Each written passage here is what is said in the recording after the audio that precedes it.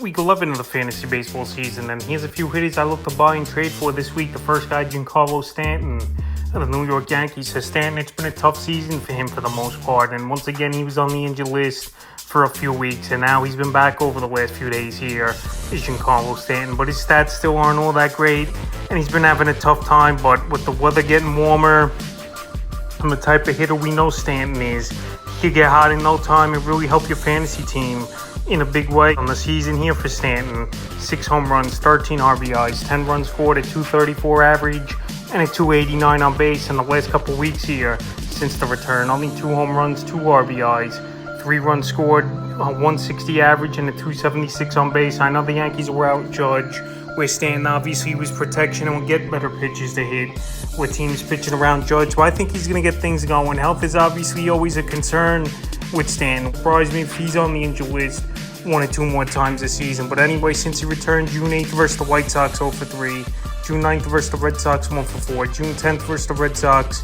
0-2, June 11th versus the Red Sox 0-1, June 13th at the Mets 1-4 with a homer, and June 14th at the Mets 0-4 in that one. So right now, while he really hasn't done anything, is Stanton with his return. Only 2 hits in the time. This is a time I believe fantasy owners should go out there and make a deal for him. And to be honest, I don't think you got to give up much if you're just looking for power.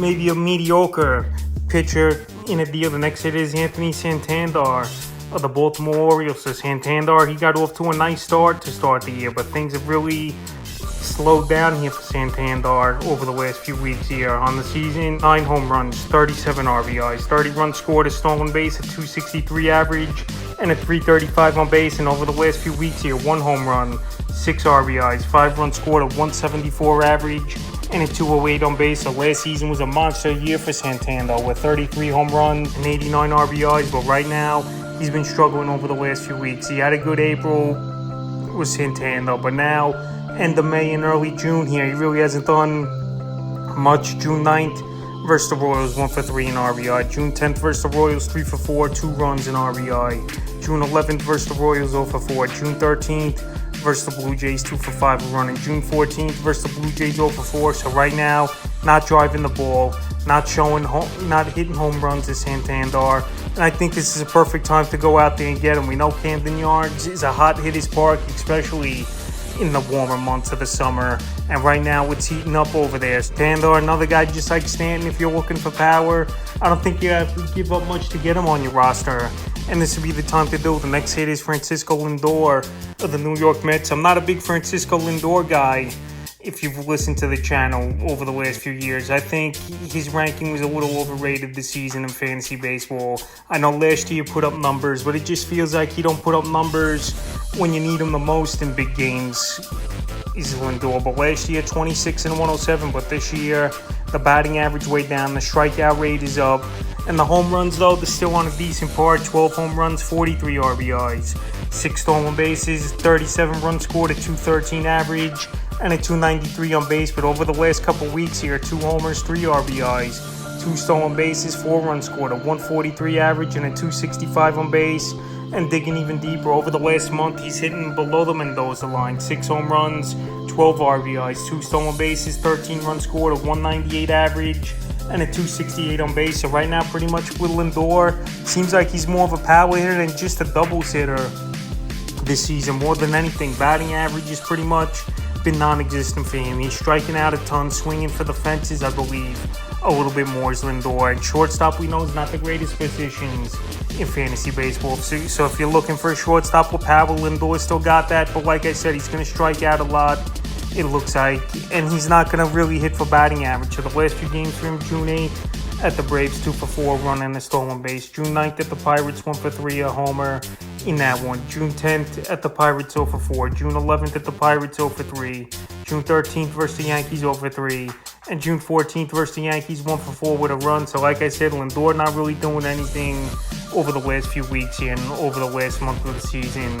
And pretty much if you're just looking for power and runs is driven in, he'll give you that. But every other category, you're not going to get much from Lindor, especially with Pete Alonso out of the lineup another few weeks here. Teams, they're going to pitch him a little bit different, is Lindor. He get as many great pitches as well, but right now, he's still a buy low candidate because last season he did have a monster year.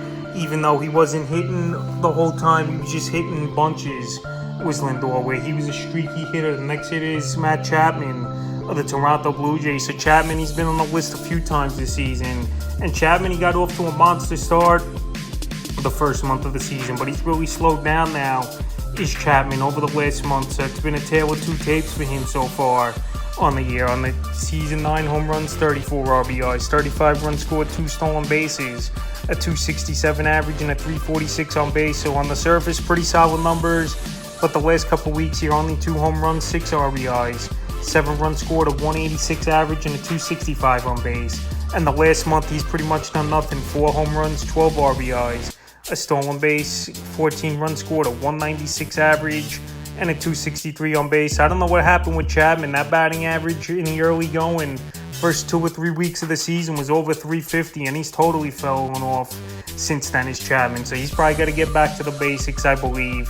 We know he hasn't been a high batting average guy throughout his career, but the powers and RBI has always been good. He's usually a 25 to 35 home run hitter range, is Chapman. And they'll line up with a lot of good hitters and power hitters here. I think he's going to break out of the slump. And right now, well, he's been in a month-and-a-half slump here. It's a perfect time to go buy him low this week. June 8th versus the Astros, 0 for 4, a run and a rib. June 9th versus the Twins, 1 for 5. June 10th versus the Twins, 0 for 3, a run. June 11th versus the Twins, 1 for 3, a homer, 3 RBI. June 13th at Baltimore, 1 for 5. And June 14th at Baltimore, 2 for 4. So it's good he had a 2 for 4 game.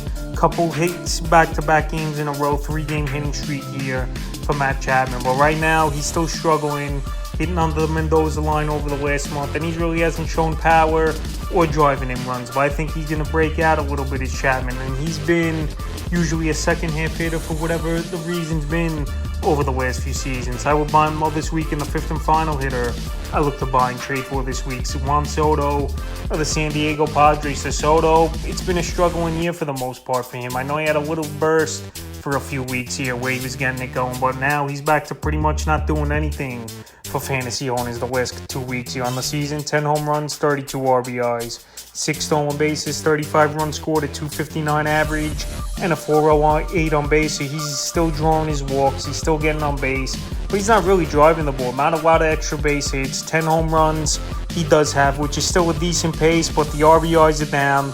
Batting average is down. Even though I know last season he had 242 with 27 and 62 with Soto. So the last 2 years almost, it's pretty much he's been in the tailspin. So the last 2 weeks for Soto, no home runs, 6 RBIs, 3 runs scored, a 222 average, and a 308 on base. So the San Diego Padre team, they've been struggling this offense pretty much the whole season, and it's got to do with Soto. You would think Soto at this point of the year, 15 home runs, he would have at this point 45 RBIs and at least a batting average, 270s, 280s, but that just hasn't been the case for Soto. I don't know what it is, but I think he's a hitter that could bounce and get it going once again is Soto. And we know, obviously, when he gets on a hot streak, he can carry a fantasy team for weeks to even months. So right now, while he's struggling, and you can get him on a discount where he's still a top talent in Soto, I believe. Even though he's struggling in the early going, this will probably be the time to do it. June 9th, Colorado 2 for 5 a run. June 10th at the Rockies, 0 for 5. June 11th at the Rockies, 0 for 4 a rib. June 13th versus Cleveland Guardians, 1 for 3 a run. And June 14th versus the Guardians, 1 for 3 in that one. So right now, Soto, like I said, last couple weeks, really hasn't done much for fantasy owners. And while that's going on, this is a time to buy him low, because if he gets back to the type of player he could be, obviously, you're going to have to trade a boatload to try to get him. So that's a few hitters I look to buy and trade for here in Week 11 of the fantasy baseball season.